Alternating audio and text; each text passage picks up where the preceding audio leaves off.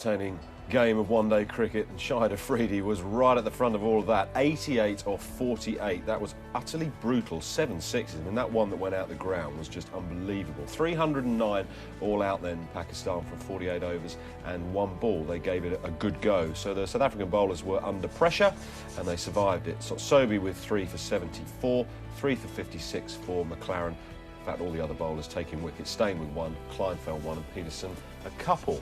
But in the end, South Africa winning by 34 runs, and they take a lead in the 5-game series 2-1. There was a joint Man of the Match award. Hashim Amla and A.B. de Villiers shared that for their fantastic third wicket partnership. So South Africa 2-1 up in that 5-game series. What about that 6? I mean, you both played there. How enormous was that? Well, that's a par 3, isn't it, for me? That is, what's that gone, 120 metres perhaps? I know it's at altitude and they say, what were you saying, it's 10%? Well, the ball goes about 10% further. That's what the golfers say, don't they? That is out there.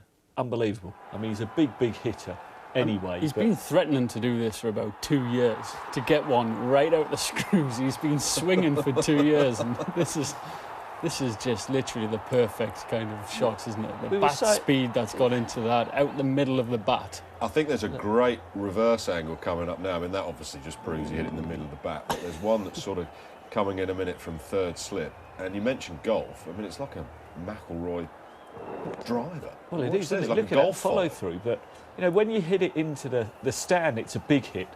But that has hit the roof and gone over it. That's ended up in a golf course there. It is. It's got a little bit of a draw on it. Yeah, it is a McIlroy driver. It's absolutely beautiful flight to it, isn't it?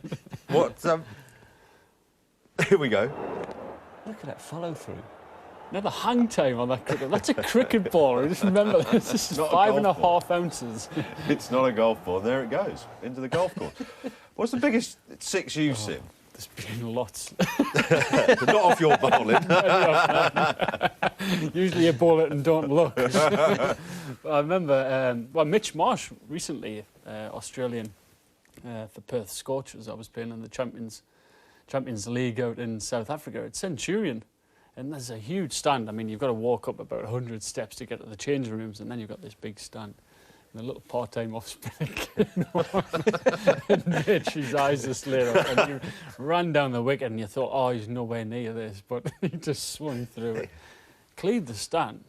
I mean, cleared the stand at Centurion? At the Centurion, cleared the stand, didn't touch the roof at all.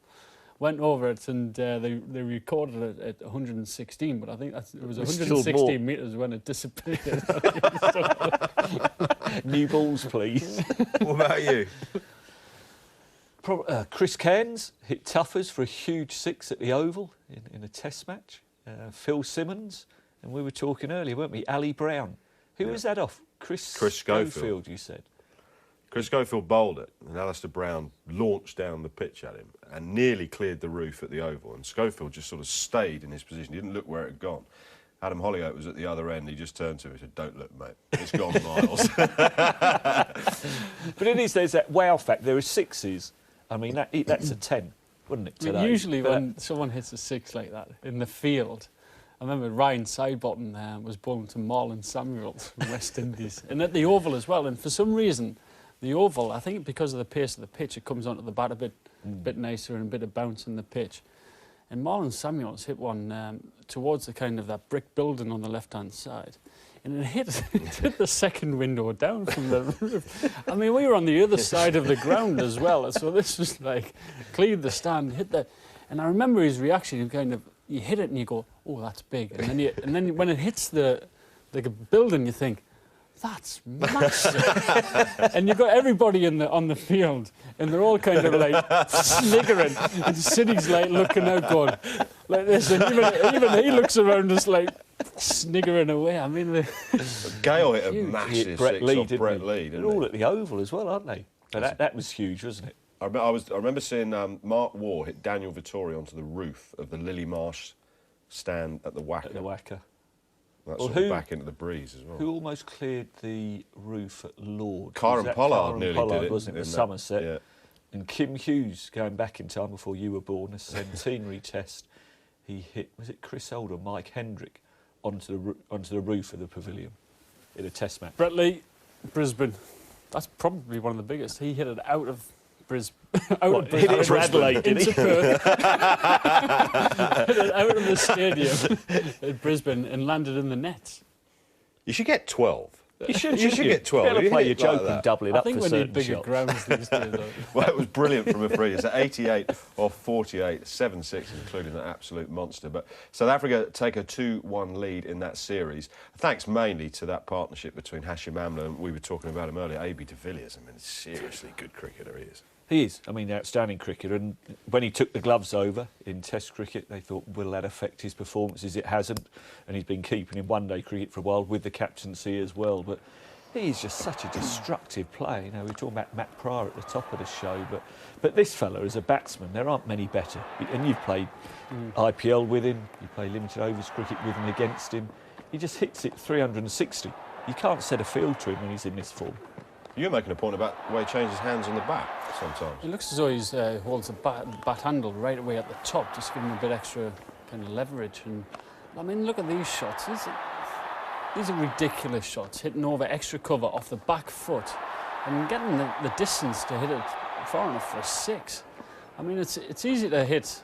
It's easy to hit slug sweeps for this kind of distance, but that is ridiculous skill. It's almost not cricket. It's almost like hockey or something like that.